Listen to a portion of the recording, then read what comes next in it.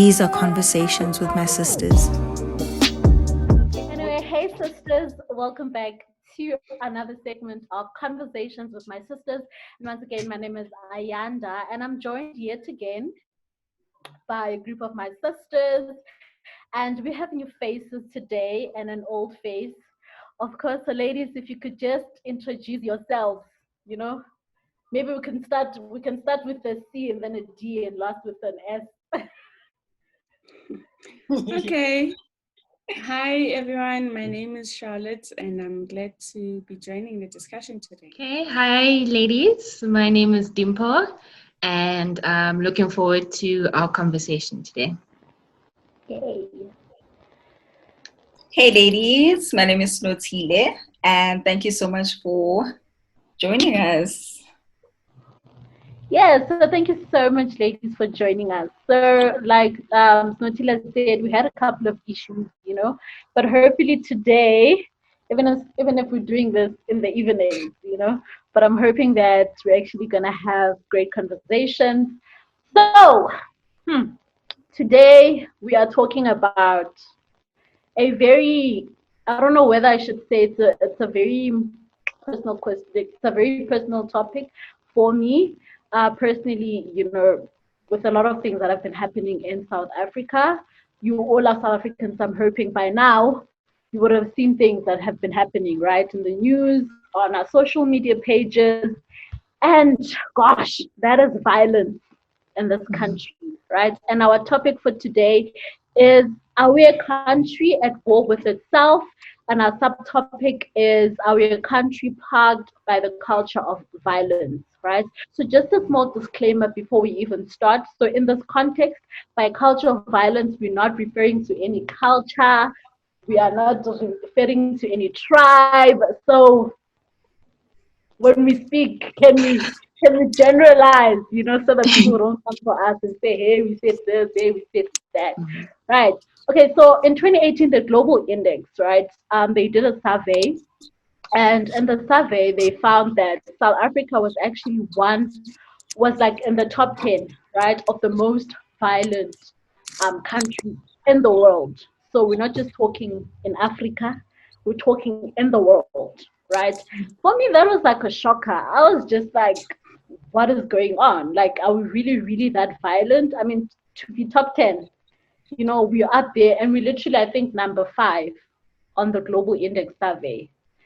That is concerning, right? So today, as part of our conversation, I just wanted us to unpack that a bit, and maybe through our conversations, we'll definitely come up with solutions as to how to sort of, limit this culture of violence that we have. What do you guys think? Do you think we have a problem? Do you think we literally are deserving to be in the top 10 of the most violent countries in the world? I agree, and also that our violence is on many levels. So the micro level in homes, in families, and then going into greater society with our police and all of that. So definitely violence is part of every layer, it seems, of our country, and it's very concerning. For me, for a country that is not explicitly at war, it is very concerning. Like Charlotte was saying, the nature of the violence is very concerning because people are so brutal. And you'd look at the news, the newspapers, the social media outlets, and the brutality of it is just like, why are we such an angry nation? And I think that's definitely literally a question. Why are we such an angry nation? We are so mad. We're so angry. Like Charlotte, you spoke about someone being literally killed over a cell phone, right? People are killed over stupid things. Like people are killed over, you said a swear word to me. Like people are killed over, you looked at me nasty. And those are like very, like, I think concerning things, especially looking at like the nature of it, and how prevalent it is. And I think also to some degree in our country, we've sort of normalized violence. Like we're not even shocked. Like I could be reading a newspaper, going through my social media, and I'm seeing something horrific, I'm no longer like, how like there was a point where you'd be like mind blown as, but how do you even kill Yeah. a person like this? Nowadays, I'm just like, Like, oh, another one. okay, Yeah. I'm worried obviously, but I'm still like, oh, okay, but at least it wasn't as bad as the last one, and then, well, as soon as you're thinking that, another one happens, and then you're just like, oh, this one is bad. We're literally comparing our levels of violence nowadays. We're going through TV with our families as well, where we're just like, but it's not as bad as the last one. Remember the last one when that person used like Ipanga? This one at least didn't use that, right? And I think it's very problematic, and also bringing forth the conversation of our history, right? To say that, listen, we have a history, and our history is a history that was literally created out of violence. But I'm just Yeah. like, can we really blame apartheid? Can we really say we are where we are right now because of what happened then? Is it even fair for us to be making such a comparison, to be making such statements loosely at that, to say, I mean, we are like this because they did that to us? Is it even fair for us to be having, such conversations and including apartheid and linking it to violence and linking it to how we become vultures and monsters? You see, Ayanda, I think that question in itself is a loaded question that has very many layers, right? Firstly, when you talk about apartheid and you realize that it was a system that was introduced through violence, used violence to maintain it. So violence was part and parcel of apartheid, right? Which then led to and all the other systems under it, leading to breaking down of families, torture. So violence definitely is in the history of South Africa. And you hear stories about how pregnant women were made to, witness killings and things like that. Those things then make their way into the very fiber of individuals, right? The very fiber of families, right? So it doesn't just become about the direct contact or the direct victim. It goes to their families, because now the father is taken away, probably tortured wherever it is, families broken down, some values are lost through that. So it trickles down generational lines, right? And then when we look at another legacy of the apartheid system is the structural violence, right? That we see still today, right? So there's a lot of inequality, things like access, predominantly Black people not having access to, well, most of the country's resources, right? And these things, it's also a form of violence, even though unfortunately we usually only comment or focus on the direct violence, which is rightfully so, because it's the one that we see, right? And the one that I suppose we feel the I don't know if I want to say the most, but we feel it more easily, because it's like you feel it's on your body. But then you think about like where that string emanates from, right? You look at how when people protest, silent protests and peaceful protests usually end up going towards violence, right? Because it's almost like there's this sense of, unless there's there's violence, responding to the structural violence, then we won't be heard. You can see what the cliques protest, what happened there. And then you go another layer to the whole violence thing is the cultural violence, right? In the beliefs, if you're going to talk about SGBV, you talk about the catcalling and how that has been normalized, that if you are a man and you see a beautiful woman, it's only right for you to, catcall, and she's supposed to accept that. And now what we've seen is that maybe before it would have just passed, and then if the lady does not respond to that catcalling, then they just leave her. But now it's like, now you'll be hurled insult at you because, oh, you think you're better. So everything escalates. So it's almost like there's this lack of conflict resolution skills or there's, but let me not go on a tangent, but like I think just the question of apartheid and its legacy, it's very layered, and we can see the strings through different spheres when you talk about violence. Okay, so essentially saying there is a link. Yes. Okay. Okay. I think right. that we can't speak about violence without speaking about the root, so to speak, and sort of where it kind of sort of began. Like Charlotte was saying, if you look at the protests that happened today, there was recently, a couple of weeks or months ago, there was a protest where women were saying, we've had enough. It was a silent protest. It wasn't violent at all. And I don't think that we were heard as much as the protest that was done by EFF a week ago. Reason being is that their protest was loud, it was violent, it was, you will listen. You don't have a choice but to listen. And because of that, because there is an undertone or an unspoken rule that in order to be heard, you have to be loud. You have to be violent. You have to act out. And so speaking about apartheid and the legacy or the link to that, it goes back to that. Yes, it was created violently. It was maintained violently. Also, it ended violently.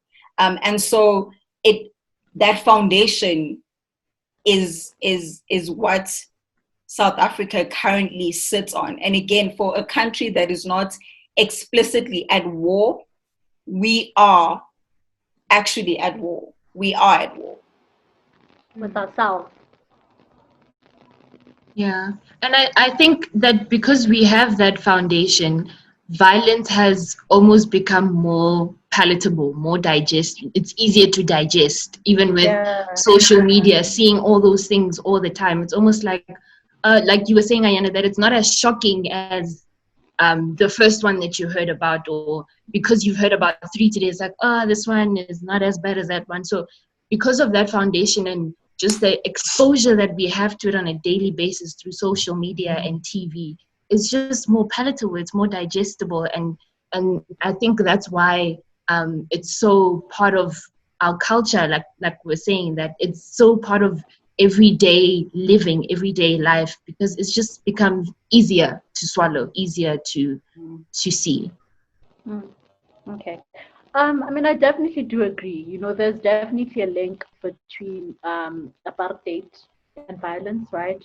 Especially because, I mean, looking at our history, right, of violence and how, I think, you know, you all mentioned this, how violence was used as more like a tool, right, of power, right, to obviously maintain the social order, to maintain and also maintain the political order, right? I don't know.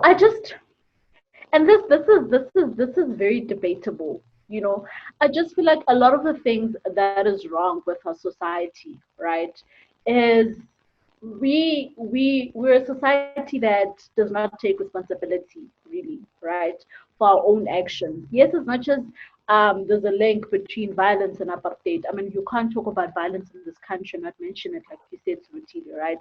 But I think also there's like that lack of responsibility on our parts as well, where through us normalizing it, right, through us being okay with it, right, through us, whether we like our anger towards it is not as big as I would imagine it would be, you know, considering what's happening in our country. I feel like you mentioned like two different protests, right? Protests where women did a silent protest and nothing really came out of it, right? And you mentioned the second protest where the EFF protested, even though for them it was like silent, right? But there was a little bit of disruption there, right? And the whole country literally heard them and all of that, right? But is it just the only way we'll be able to resolve certain things is through violence, or it's the privilege that comes with certain people, being up in the streets and saying enough is enough. Because I feel like us as women, especially, yes, we are tired. Yes, we protested, but are we doing enough? Like, is it just us protesting? Are we hoping that it's going to be okay? They're going to hear us, or is it we need to be disruptive so that they can hear us? I think there's lack of responsibility in that. We literally, like, I think we said it in the last conversations that we had, that the reason why we find ourselves in these problems with these problems is because we choose the type of courses we want to go for, right? We would raise so many, we'd be up in arms if it's, for example, women that are being abused. We're up in arms when it's things like hair, right? But the level in which these type of things are happening is different. So are we lacking some type of responsibility in that way, or am I even making sense first?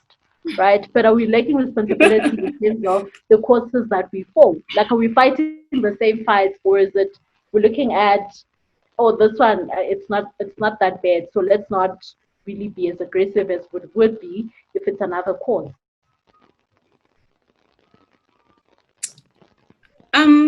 I think I'm going to try and respond as best I can. I think I might have gotten a bit lost, but it goes to the forms of violence that we pay attention to, right?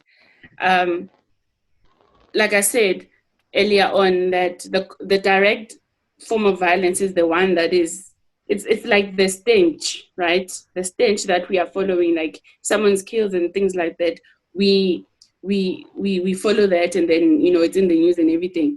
But things like the hair commercial, the Clicks hair commercial, for example, for me, those are things that begin to try and hit at the systematic and structural forms of violence, right?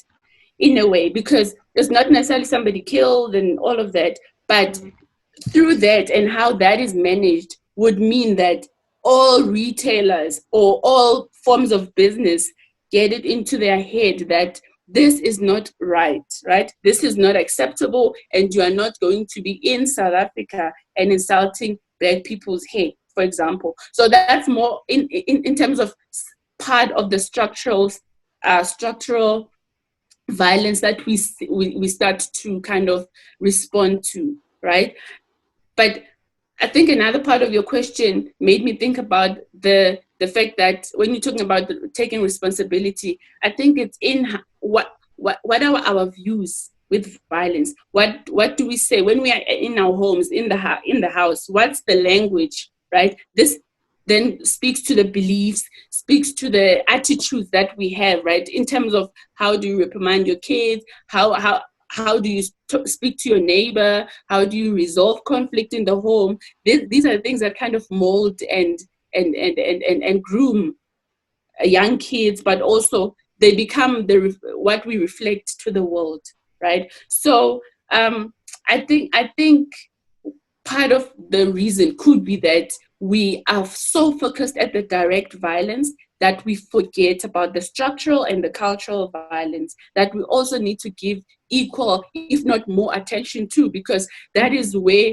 everything trickles down from there. Like, what you believe is going to influence how you respond to me if I've pissed you off, right? Your way, your upbringing, and then you not having access to certain things, right? It breeds this kind of dissatisfaction, this helplessness, and when people reach a point of helplessness, then they go out and protest, right? And if you're there, you're protesting, and the person is looking themselves in the office and they're not even hearing you, then you resort to violence because you're feeling like there's nothing else I can say to you to make you listen to me. It doesn't mean it's right, but this is where the society kind of is finding itself at a point of being helpless, and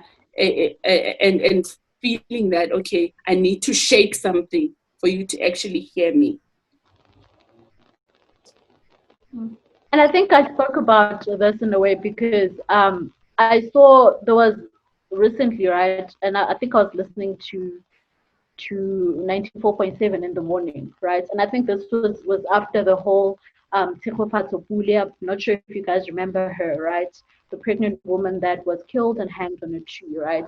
And one of the things that Anelo was saying was, what is it going to take, right, for us to literally just be like, but enough is enough. Like, what is it going to, because we have protests, yes. And then after, like, we have a protest today, 2-3 days later, it dies out, right? And it's back to normal. Now, recently, a Something else 17-year-old happens. was raped by 11 men, right? And I didn't see any outcry. Like, I didn't see anything. I was like, things were just normal. And in my mind, I'm like, a 17-year-old was raped by 11 men. Why are we not marching? Why are we not closing Union Building, for example? Why are we not doing certain things? You know, so I think also that's where my part of speaking about us taking responsibility and literally, you know, choosing which courses to go for, not which courses to. I think that's the reason why we're finding ourselves in this problem. Because I mean, we're okay with certain things, we're not okay with certain things.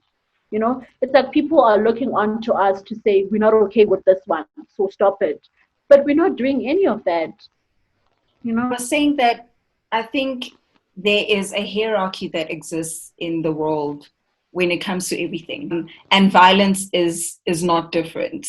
There is a hierarchy when it comes to issues of violence. So explicit violence, physical violence, all of those types of violence where we see it, those will take precedent than violence that we don't see.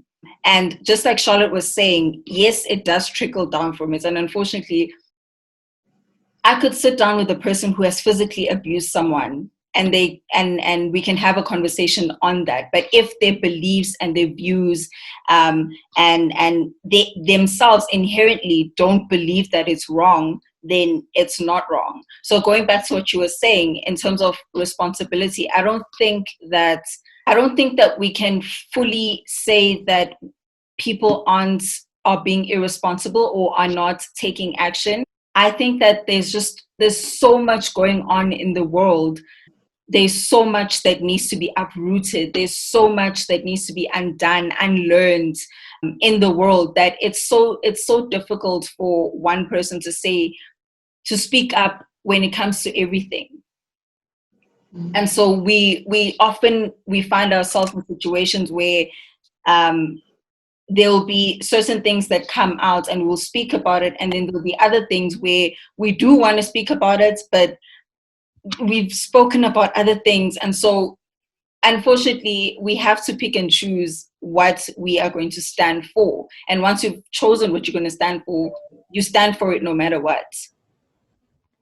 And I think what you're saying, Snotile, it's reminding me of this thing that I always think about. Like, if you're following the stench, like which one, like how many are gonna come up, right? Instead of going directly to the rot. Because if you take away the rot, then there won't be a stench anymore, right? Mm-hmm. So I think that's kind of the mindset that whomever, the decision makers, the violence fighters, whoever, needs to kind of think about. Because, like, I mean, you definitely right that there's some cases that seem to get more coverage than others, and there's many debates. I was talking to somebody, I think after the Uyinene murder, we were talking about, she was just reflecting on how it seems like there's a certain face that usually gets the most reaction. Maybe if it's a pretty girl, or maybe she was famous, or maybe whatever kind of like Snotile is saying in terms of hierarchy, whatever places her at a place where she gets more sympathy from the society, right? So, I mean, but if we are going to focus on that, then already we are using our energy on just saying, okay, which stench are we going to focus on, right? And realistically, if we were going to protest about every single thing that happens, we'll be protesting every single day, because every single day there's something that happens, right? So rather, definitely, protests must still happen, and people must still be up in arms, like, about things. And it's unfortunate that some cases do not for whatever reason, get the same media coverage or uproar. But the main focus we should be looking at, as like in parallel to the direct violence, we should be looking at the systematic and the cultural. But also, when we're talking about violence, also, there's the police and the justice system to think about, right? You think about how people know that. I don't think I've met someone who fears the police in this day and age, right? If anything, it's like dislike, for Yeah. police, or and people know that they've kind of realized that there's a way to maneuver, there's a way to manipulate. If you have some sort of power, you have an extra 20 rand, or you have 100 rand, or you have more money, then you can get away with it. And this is something that we've seen even in our leaders, right? How they maneuver, the law and things like that. So all of these things I'm modeling, and it's part of the system once more, right? Because if people know that, number one, you might not even make it to court.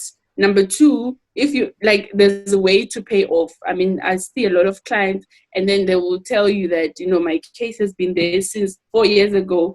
And every time you go, you're seeing the person, you're seeing your perpetrator up and down the streets, and you are living with the fear that this person is going to come back and finish up.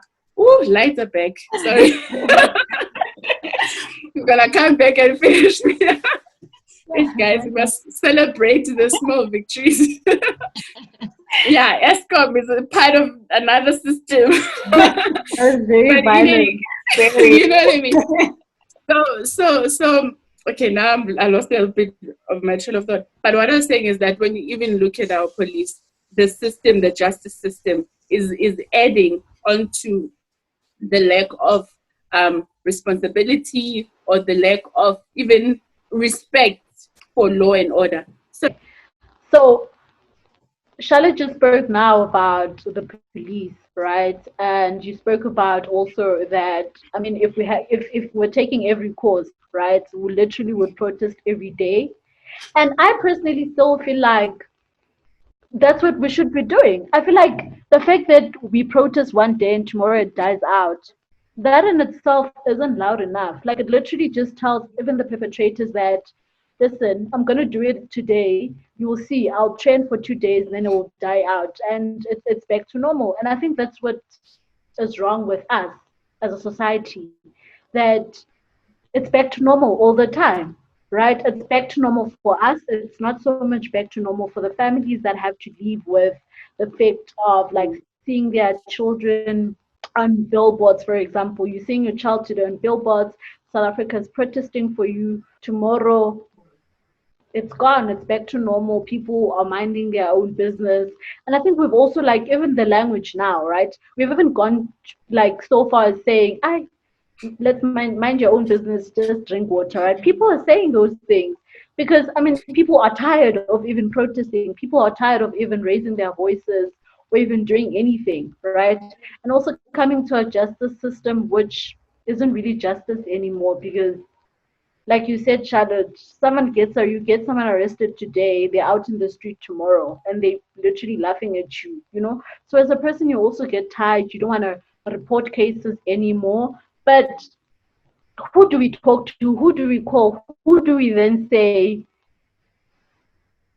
you're missing the mark, this is your responsibility? But so who do we call? Who do we talk to? Because, I mean, we obviously can't talk to our president because he also does a speech today. Tomorrow it's back to normal. What do we do now?